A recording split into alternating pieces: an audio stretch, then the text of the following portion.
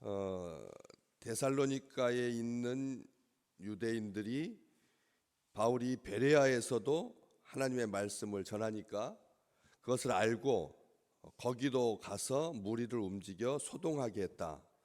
이렇게 기록을 합니다. 객관적인 시각을 가지고 이 누가가 그 정황을 아주 정확하게, 자기도 그 속에 같이 있었으니까, 포함되어 있었으니까 정확하게 기록을 하고 있는데, 한 가지 독특한 점은 우리가 생각하는 것하고는 좀 다르게 데살로니가에 있는 유대인들이 바울이 하나님의 말씀을 베레아에서도 전하는 줄 알고 거기도 가서 무리를 움직여서 소동하게 했다, 이렇게 되어 있습니다. 그러면 베레아에서 전하는 줄 알고 이리로 와서 여기까지 쫓아와서 지금 베레아에서 바울 전 선교팀이 고생을 이 핍박을 당하고 고통을 당하는 거니까 알고 베레아까지 쫓아와서 베레아에도 이르러 베레아에 와서 이렇게 말하지 아니하고 거기도 가서 이렇게 말하면 지금 누가는 어느 쪽에서 어느 쪽을 바라보고 있는 겁니까? 지금 누가가 있는 곳이 핍박당하는 바울과 함께 일행과 함께 베레아에서 고생하고 있는데 데살로니가 72km 떨어진 그 멀리 떨어져 있는 그 도시에서 쫓아왔다, 이렇게 써야 되죠. 왜냐하면 누가가 이 바울 팀에 있으니까. 누가가 유대인 팀에 있지 않다면, 핍박하는 유대인 팀에 있지 않다면 여기에서 베레아로 갔다라고 하는 표현은 누가가 이 데살로니가에 있다는 표현이거든. 무슨 어떤 느낌이 드시는지 생각을 해볼 필요가 있습니다. 우리가 생각할 때는 나는 핍박당하니까 너희들이 나한테 와가지고 우리를 괴롭혔다, 이렇게 쓰는 게 정상적인 표현인데, 이렇게 유대인들 핍박하는 유대인들 데살로니가 쪽에서 베레아 거기까지 쫓아가서 이렇게 썼으니까 이게 지금 누가는 자기를 괴롭히는 동족들을 향하여서 그들과 함께 지금 그들의 시각을 가지고 베레아를 바라보고 있다는 거죠. 이게 고난당할 때, 고통당할 때, 핍박당할 때, 애매하게 고난당할 때 한번 시각을, 내가 지금 고난당한다, 나를 향하여서 다 나를 적대감을 가지고 나를 괴롭힌다, 이렇게 바라보지 말고 그 괴롭히는 사람의 시각으로 지금 이렇게 보는 거죠. 이게 굉장히 객관화하는 작업인데 놀라운 통찰입니다. 놀라운 통찰입니다. 우리가 이 누가의 기록을 이렇게 보시면서 야, 어떻게 그럴 수가 있을까? 자기가 우겨쌈을 당하면 모든 세상은 다 적대세력이 되고 그들을 향해서 그냥 불가치화를 토해내는 것이 정상적인데, 일반적인데 어떻게 자기를 괴롭히는 그 유대인들을 편에 서서 베레아 쪽에서 고통당하고 있는 누가도, 이 바울 일행도 바라보고 자기가 속해 있는 바울 팀도 바라보고 공격하러 쫓아가고 있는 그 유대인들 속에 자기의 시선을 담을 수가 있을까? 이게 오늘 말씀, 이 한 주간을 시작하시면서 어디에다가 희망을 우리가 둬야 되느냐? 대림절 첫째 주간에 우리가 희망의 이 삶이라고, 희망의 이 하나님께서 주신 축복의 마음, 복된 마음을 어떻게 가져야 되는지 오늘 말씀이 그렇게 잘 보여주신다는 거예요. 다시 말하면 이스라엘의 잃어버린 형제들이 구원받을 수 있다면 불쌍히 여기는 마음인 거죠. 그러니까 하나님께서 이스라엘의 잃어버린 자에게로 먼저 가라. 우리 주님께서 오셨을 때도 이스라엘의 잃어버린 자에게로 먼저 가라. 그래서 수로보니게 여자가 그 흉악한 귀신 들린 딸을 고쳐달라고 했을 때 우리 주님께서 어떻게 말씀하셨는데요? 자녀의 떡을 취하여 개에게 주는 법 없다. 정말 이 세상에서 가장 아픈 말을 그렇게 그냥 툭 던지듯이 아무런 개의치 아니하고 그렇게 말씀하셔서, 우리 주님은 정말 편협한 인간인가? 왜 그 편협한 우리들의 본복인가? 그게 우리 주님께서 일부러 그런 것이 아니라 우리로 하여금 우리가 그런 편협한 시각 속에 갇혀 있지 않는지 확인해 주시는 정말 귀한 말씀이거든요. 그럼에도 불구하고 그녀는 이방인들을 향하여서 주님 긍휼을 베풀어 주십시오. 자녀 기회들도 주인의 상에서 떨어지는 부스러기를 먹지 않습니까? 그렇게 했던 것처럼 그 아버지의 마음을 버리지 아니하고 포기하지 아니하고 끝까지 아브라함이 그랬거든요. 소돔과 고모라를 멸망시키겠다고 하니까 자기 조카가 살고 있는 그 지역을 하나님께서 하늘에서 유황불을 비와 같이 쏟으셔서 멸망시키겠다고 하니까 우리 주님과 어떻게 합니까? 하나님과 50명만 의인이 있다면 내가 소돔과 고모라를 용서해 주겠다고 하니까 아브라함은 45명, 30명, 20명, 10명 다섯 번에 걸쳐서 우리 하나님과 끝까지 포기하지 아니하고 사실 자기 조카가 살고 있다라고 하는 것 외에는 이 소돔과 고모라가 가지고 있는 그 죄악성 때문에 당연히 심판을 받아도 된다 이렇게 생각하기 쉽지만 아브라함은 그렇게 하지 않았다는 거죠. 또 로마서 9장에 보면 바울 또한 그랬습니다. 바울 또한 로마서 9장 3절에 보면 나의 형제 곧 고륙의 친척을 위하여 내 자신이 저주를 받아서 그리스도에게서 끊어질지라도 그들이 복받기를 원합니다. 우리 주님께 그렇게 기도했거든요. 이제 우리 어저께도 제가 말씀드렸지만 우리 권사님들 5분하고 또 안수 집사님 1분 이렇게 6분이 은퇴를 하는데 은퇴를 한다라고 하는 것은 타이어를 갈아 끼우는 거다. 그렇기 때문에 이제 70년 동안 내 가정을 위해서 기도했다면 이제는 거기보다 더 어떻게 됩니까? 새롭게 타이어를 갈아 끼고 나라와 민족, 내 동족, 가정이 아니라 내 동족, 내 고륙의 친척까지, 다시 말하면 우리 그 범위까지 우리가 보살필 여력이 어디가 있겠습니까? 그런데 바울은 그렇게 하나님 앞에 기도했다는 것이죠. 우리가 이제 은퇴하면 이게 은퇴라고 하는 것이 하나님을 향하여서 우리의 기도의 폭이 광폭행보가 되는 거죠. 좁은 타이어에서 이게 2배가 넘는 타이어로 갈아 끼고 주행하는 겁니다. 훨씬 더 안정감 있게, 훨씬 더 객관적으로 오늘 말씀이 그것을 잘 보여준다는 거죠. 데살로니가에 있는 형제들이 베레아에 거기도 가서 자기가 지금 이쪽에 베레아에 있는데 그런 마음으로 그래서 그 똑같은 표현인데 그 다음 절 보시면 14절 말씀에 형제들이 곧 바울을 내보냈다는 거죠. 그 쫓아오는 추격해오는 그 유대인들 자기 동족들이 자기를 괴롭게 하니까 바울을 이 베레아에 있는 형제들이 믿음의 형제들이 앞에 나오는 이 야손의 집에 같이 모였던 야손의 친척들 그 다음에 베레아의 성도들 형제들이 바울을 내보냅니다. 도망가게 어디로요? 어디 바다까지 이제 갈 수 있도록 해안가에서 좀 떨어져 있는 베레아에서 바닷가까지 가서 배 타고 아덴까지 가야 되니까 육지로 가는 길은 아주 험하고 그때는 모두가 다 그때는 그 아덴까지는 그리스인데 이 베레아에서 아덴까지 어마어마하게 먼 길입니다.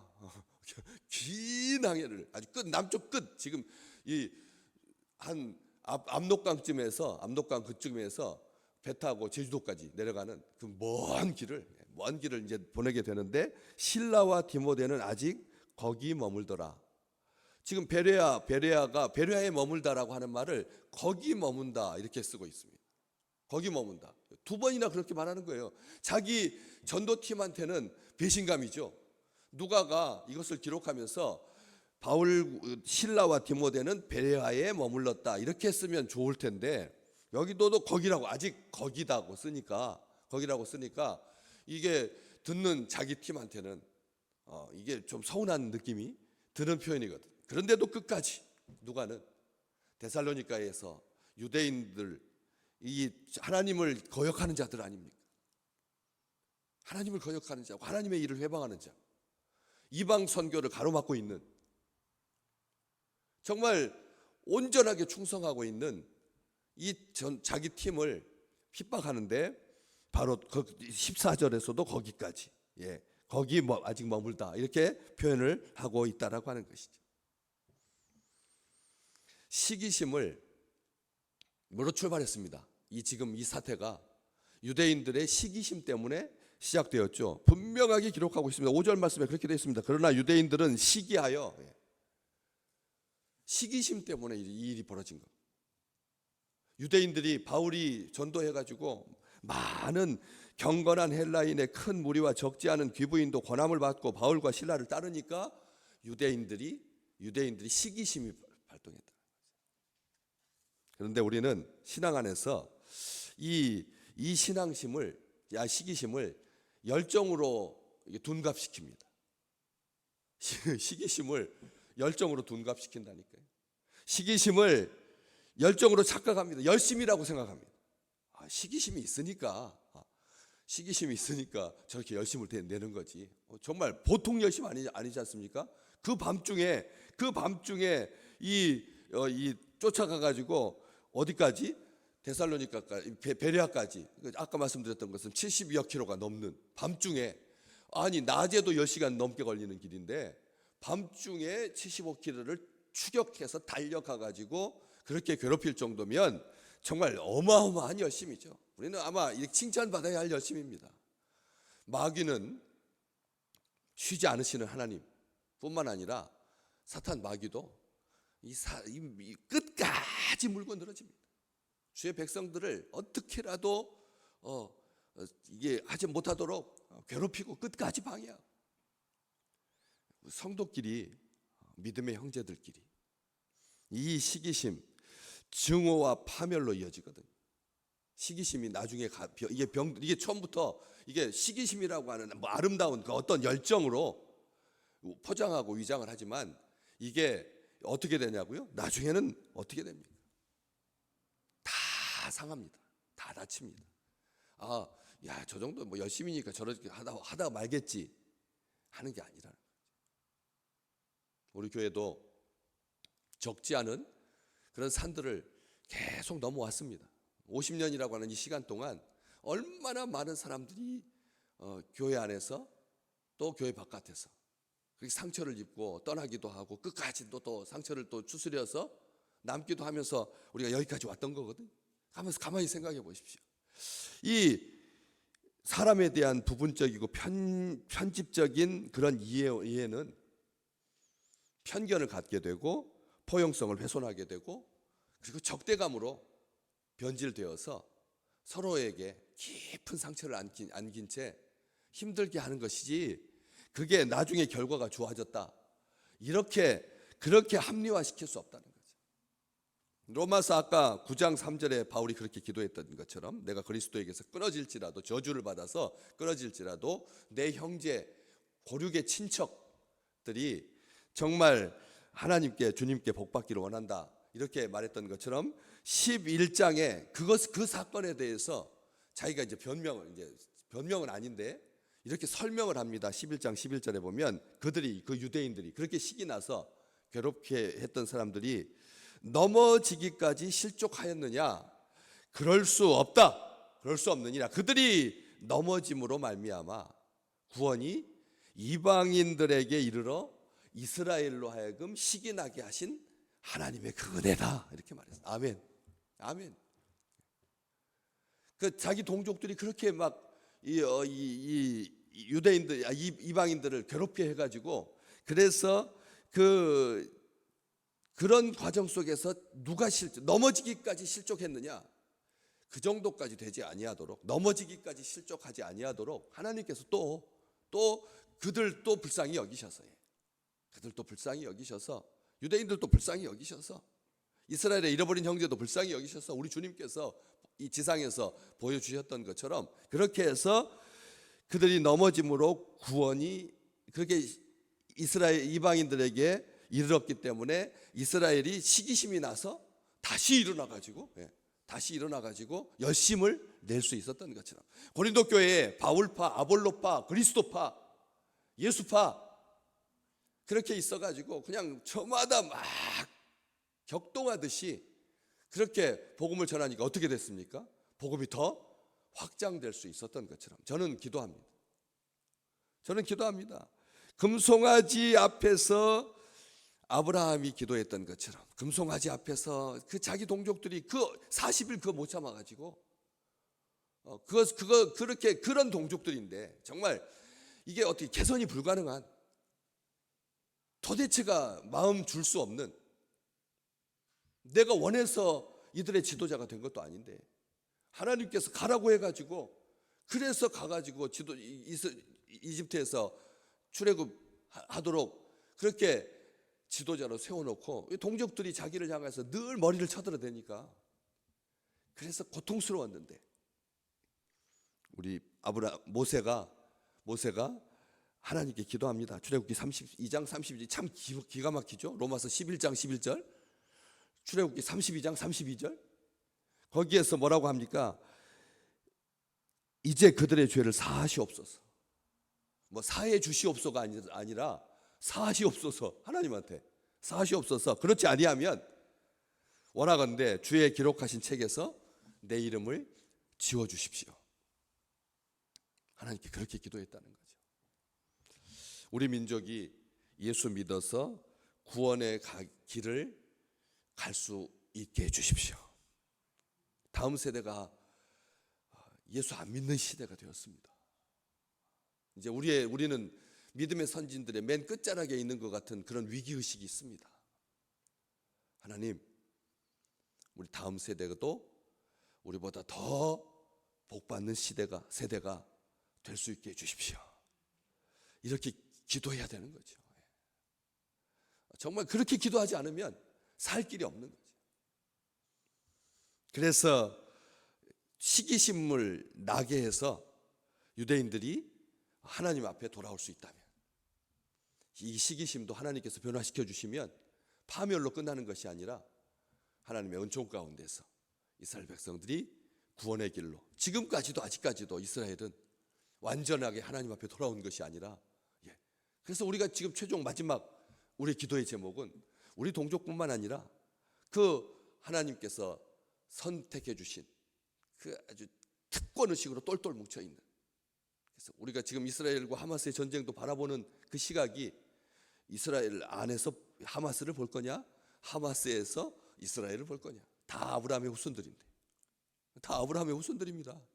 다 아브라함의 후손들인데 어떻게 볼 거냐라고 하는 이런 시각 가지고 다는 아니지만 하나님께서 축출하라고 하셨을 때 진멸하라고 하셨을 때 하나님의 명령에 순종했다면 이런 일이 없었을 텐데 이게 약간 왜곡된 시각으로 자기에게 편리하게 해석해서 그렇게 남김으로 말미암아 지금까지 이어지는 그 전쟁이 똑같이 우리가 지금 이스라엘과 이방인의 시각으로만 바라볼 수 없는 그런 상황이지만 그럼에도 불구하고 이렇든 저렇든 예수 그리스도께서 높아지고 교회 안에서도 높아지고 그리고 온 세상 가운데 그런 구원의 역사가 나타나게 될 줄로 믿습니다. 오늘 또 우리가 그렇게 기도합니다. 우리 다음 세대가 가장 먼 세대. 이스라엘과 하마스를 위해서도 기도하고 러시아와 우크라이나를 위해서도 기도하지만 가장 멀리 간 세대는 바로 우리 다음 세대가 되었습니다.